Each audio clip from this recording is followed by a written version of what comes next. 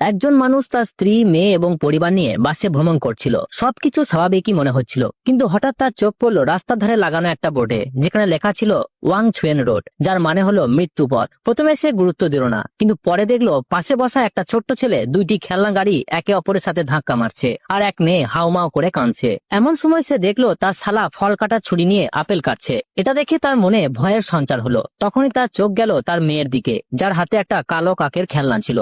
কাককে প্রায় মৃত্যুর প্রতীক হিসেবে ধরা হতো। সব দেখে সে অস্থির হয়ে উঠল। ঠিক তখনই বাস হঠাৎ থেমে গেল।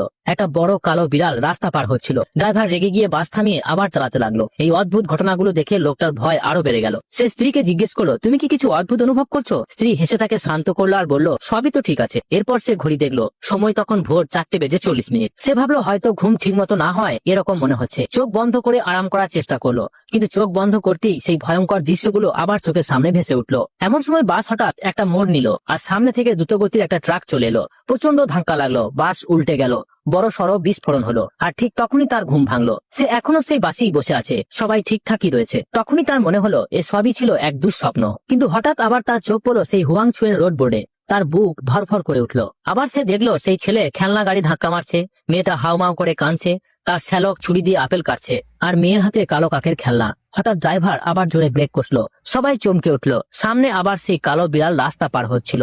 তার ভয় আরো বেড়ে গেল। সবকিছু হুবহু ঘটছে যেমনটা সে কিছুক্ষণ আগে স্বপ্নে দেখেছিল। তখনই সে বুঝতে পারলো যে স্বপ্নটা সে দেখছিল সেটা সত্যি হতে চলেছে। আর তার মনে একটাই প্রশ্ন ঘুরপাক খাচ্ছিল, এটাকে কিভাবে সত্যি হওয়া থেকে আটকানো যায়।